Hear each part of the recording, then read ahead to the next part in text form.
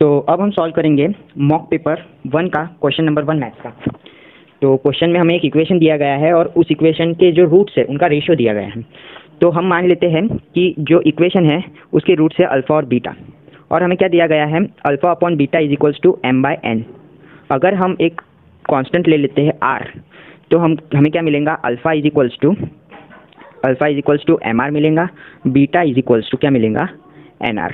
ठीक है, ये मिल गया। अब हम कुछ प्रॉपर्टीज यूज़ करेंगे, जिसमें पहली property alpha plus beta. Alpha plus beta कोई भी क्वाड्रेटिक इक्वेशन के अगर रूट्स का सम किया जाए तो वो क्या होता है, -b/m। पुट करेंगे अल्फ़ा और बीटा की वैल्यू यहाँ से, तो क्या मिलेगा, r in bracket m plus n is equals to -b/m। ठीक है, और बोथ साइड स्क्वायर कर देंगे हम, बोथ साइड स्क्वायर करेंगे तो क्या मिलेगा हमें, r square into m plus n का whole square is equals to b square by a square. ठीक है, तो ये मिल गया हमको हमारा इक्वेशन नंबर 1। अब हम देखेंगे दूसरी प्रॉपर्टी क्या है। दूसरी प्रॉपर्टी है product of roots, alpha into beta. Alpha into beta क्या होता है, c/a। अब हम पुट करेंगे mr और nr वैल्यू, तो क्या मिलेगा हमें, r square mn is equals to c/a। ये हमें मिल गया हमारा दूसरा इक्वेशन। तो दोनों इक्वेशन हमारे पास तैयार है। हमें mn, a, c और b के बीच में रिलेशन पता करना था। अगर हम इन दोनों इक्वेशन को डिवाइड कर दें तो r स्क्वायर कट जाएगा और हमें एक रिलेशन मिलेगा। ठीक है, तो हम करते हैं वैसा ही। हम क्या करेंगे, दोनों इक्वेशन को डिवाइड करेंगे। तो डिवाइड करने पर हमें क्या मिलेगा, mn upon m plus n का whole square is equals to c/a into a square by b square. यहाँ से एक कट गया, और फिर हमें क्या मिलेगा, हमें मिलेगा b square mn is equals to c into m plus n का whole square into ac into. ठीक है, यानी हमारा आंसर क्या आया, b square mn is equals to ac m plus n का होल स्क्वायर। यानी कौन सा ऑप्शन, हमारा ऑप्शन करेक्ट है, ऑप्शन ए। ठीक है, अब हम नेक्स्ट क्वेश्चन की ओर चलते हैं। सो नेक्स्ट क्वेश्चन क्या बोल रहा है, the domain of the definition of the function y is equals to 3e के power √x square minus 1 log x minus 1 is. मतलब हमें डोमेन फाइंड करना है। डोमेन का अर्थ है कि हम कौन कौन सी वैल्यूज x की पुट कर सकते हैं जिससे ये जो फंक्शन है ये डिफाइन हो सके। तो हमें कुछ चीज़ें पता है कि कुछ बेसिक चीज़ें रहती हैं जो हम यहाँ पे प्रॉपर्टी यूज़ कर सकते हैं। जैसे अंडर रूट के अंदर जो भी टर्म होंगी वो ग्रेटर देन इक्वल टू 0 होंगी, या फिर लॉग के अंदर जो भी टर्म होंगी वो ग्रेटर देन 0 होंगी। डिवीजन में जो भी टर्म होगी वो क्या होंगी, ग्रेटर देन 0 होंगी। सॉरी, 0 के इक्वल नहीं होंगी, ग्रेटर देन या फिर लेस देन 0 हो सकती है। ठीक है, ये सब बेसिक प्रॉपर्टीज़ का यूज़ करेंगे। तो यहाँ पे हमें क्या दिख रहा है, अंडर रूट दिख रहा है और लॉग दिख रहा है। मतलब हम कौन सी प्रॉपर्टी यूज़ करेंगे कि लॉग के अंदर जो भी वैल्यू है, यहाँ पे x माइनस 1 है तो वो क्या होगा, ग्रेटर देन 0। यहाँ से हमें क्या पता चला, x ग्रेटर देन 1, यानी x किसको बिलोंग करता है, 1 से लेके इन्फिनिटी को। ठीक है, ये पहली कंडीशन हमें मालूम पड़ गई। दूसरी चीज़ हमें क्या मालूम पड़ी, यहाँ पे अंडर रूट है तो अंडर रूट के अंदर जो भी टर्म होंगी वो ग्रेटर देन इक्वल टू 0 रहेंगी। So x square minus 1 should be greater than equal to what, 0। यहाँ से हमें x मिला, x square is greater than equal to 1, so x is greater than equal to plus minus 1। ठीक है, यहाँ पे plus minus 1 जरूरी है। मतलब यहाँ पे से हमें पता चला कि x किसे बिलोंग कर सकता है, x बिलोंग कर सकता है माइनस इन्फिनिटी से -1 यूनियन 1 से लेके इन्फिनिटी। अब अगर हमें इस पूरे फंक्शन का, ये तो सिर्फ बात हुई हमारे अंडर रूट के लिए, ये सिर्फ बात हुई लॉग के लिए, लेकिन अगर हमें पूरे फंक्शन का डोमेन निकालना है तो हमें क्या करना पड़ेगा, इसकी और इसके बीच में इंटरसेक्शन लेना पड़ेगा। अगर हम इसके बीच में इंटरसेक्शन लें तो वही हमारा क्या हो जाएगा, आंसर हो जाएगा। अगर हम नंबर लाइन ड्रॉ करें, यहाँ पे 1 है, ठीक है, यहाँ पे 1 है, यहाँ पे -1 है, यहाँ पे इन्फिनिटी है, माइनस इन्फिनिटी है, यहाँ पे इन्फिनिटी है। तो हमें क्या मिल रहा है, अगर इसके बारे में इससे बात करें तो हमारा ये आंसर होना चाहिए। ठीक है, इसको मिला के, 1 को मिला के। और अगर हम इसकी बात करें 1 से लेके इन्फिनिटी की, तो हमारा क्या होना चाहिए, ये मतलब कॉमन पार्ट कौन सा आया, 1 से लेके इन्फिनिटी, जिसमें 1 इंक्लूडेड नहीं है। तो हमारा करेक्ट ऑप्शन आएगा ऑप्शन ए। ठीक है, ऑप्शन ए करेक्ट ऑप्शन। अब हम नेक्स्ट क्वेश्चन करते हैं, क्वेश्चन नंबर 3। तो क्वेश्चन नंबर 3 क्या बोल रहा है, हमें इंटीग्रेट करना है, एक फंक्शन दिया है हमको जिसमें ग्रेटेस्ट इंटीजर फंक्शन भी इंक्लूडेड है। ग्रेटेस्ट इंटीजर फंक्शन के बारे में अगर मालूम होगा तो ये क्वेश्चन बहुत इजीली सॉल्व हो जाएगा। साथ ही कुछ इंटीग्रेशन की प्रॉपर्टीज़ भी हमें पता होनी चाहिए। तो हमें क्या फंक्शन दिया है पहले वो देखेंगे।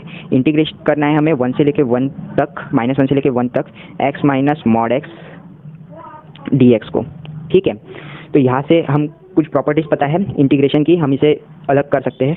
इसे अलग करेंगे तो क्या मिलेगा, -1 से लेकर 1 x dx minus integration of -1 से लेके 1 greatest integer function of x into D x. सबसे पहले हम इस पे फोकस करते हैं, ठीक है। ये जो x है, अगर हम इसका इंटीग्रेशन करें x²/2 -1 से लेके 1, ठीक है, तो क्या आ जाएगा 1/2 -1/2, यानी इसका आंसर क्या आने वाला है 0। मतलब ये हमारा होने वाला है 0, ठीक है। तो मैं अभी इसको मिटा देता हूँ। ये क्लियर हो गया ना।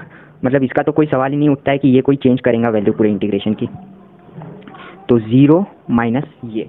अब बात रही इसकी ग्रेटेस्ट इंटीजर फंक्शन का हम कैसे करेंगे। देखो हमें पता है कोई लिमिट दी रही इंटीग्रेशन fx है a से b के बीच में, तो हम उसको कर सकते हैं a से c, c से b। मतलब हम देखेंगे तो इंटीग्रेशन फ्रॉम -1 से लेके 0 greatest integer function x dx plus integration of 0 से लेके 1 greatest integer function x dx, इसको करना है हमें इंटीग्रेट, ठीक है। तो अब इसको इंटीग्रेट करना है, तो क्या आएगा इसका इंटीग्रेशन। देखो हमें पता है कि ग्रेटेस्ट इंटीजर फंक्शन है तो वो -1 से लेके 0 के बीच में केवल एक ही वैल्यू देगा, और वो है -1, ठीक है। ये माइनस का साइन रखना लिया गया था, ये वाला माइनस का साइन। तो क्या वैल्यू देगा वो, -1। तो इसकी वैल्यू तो हमें मिल गई -1।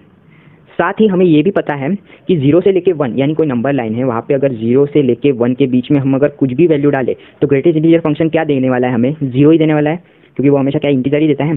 तो 0, तो आंसर क्या हो जाएगा -1, यानी आंसर हमारा आ गया 1। यानी हमारा कौन सा करेक्ट ऑप्शन है, correct option is option B, ठीक है। समझ में आया। अब हम सॉल्व करेंगे क्वेश्चन नंबर 4। क्वेश्चन नंबर 4 में क्या है, हमें दिया है कि फ्लैग स्टाफ है, 5 मीटर की उसकी हाइट है, वो खड़ा है 25 मीटर की बिल्डिंग पे, और एक ऑब्जर्वर है 30 मीटर की हाइट पे, वो भी खड़ा है कुछ दूरी पे, और वो सबटेंड कर रहा है इक्वल एंगल किसके लिए, फ्लैग के लिए और बिल्डिंग के लिए सामने वाली। तो हम पहले ड्रॉ कर लेते हैं कि वो कहना क्या चाहता है। तो देखो एक फ्लैग स्टाफ है 5 मीटर हाइट का, ठीक है, 5 मीटर हाइट का फ्लैग स्टाफ है। फ्लैग स्टाफ हो गया 5 मीटर हाइट का, और बिल्डिंग है 25 मीटर हाइट की, 25 मीटर हाइट की, ठीक है। और हमें क्या बोला है, ऑब्जर्वर 30 मीटर की हाइट पे खड़ा है, टोटल 30 मीटर, और वो इक्वल एंगल सबटेंड कर रहा है फ्लैग के लिए। ये लैंग्वेज समझना काफ़ी ज़रूरी है इस तरह के क्वेश्चंस में। तो देखिए अगर हम ये वाला एंगल निकालें और ये वाला, उसका मतलब ये दोनों एंगल इक्वल है। ये अगर अल्फ़ा है तो ये भी क्या है, अल्फ़ा।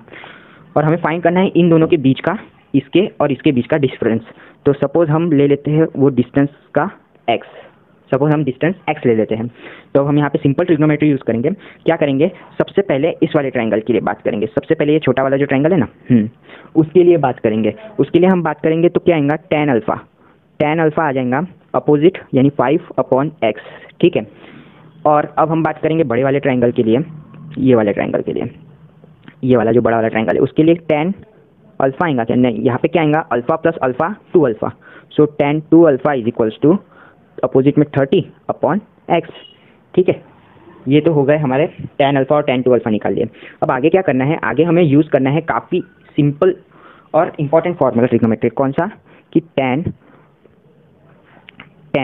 2α किसके इक्वल होता है, tan 2α इक्वल होता है 2 tan alpha upon 1 minus tan square alpha, ठीक है।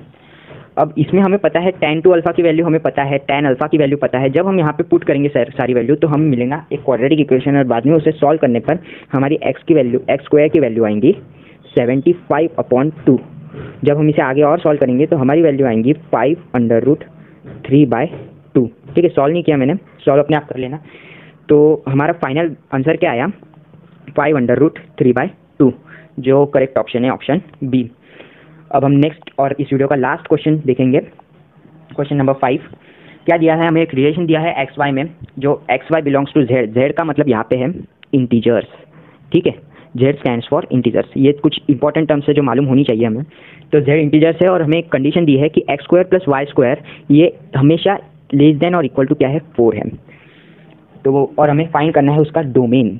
तो डोमेन फाइंड करने से पहले हम रिलेशन बना लेते हैं कि हमारा रिलेशन क्या बन सकता है, रिलेशन फंक्शन क्या बने। देखो रिलेशन क्या बनेगा कि हम x की वैल्यू 0 रख सकते हैं और y की वैल्यू 0 रखें तो क्या वो लेस देन इक्वल टू 4 आ रहा है? हाँ आ रहा है।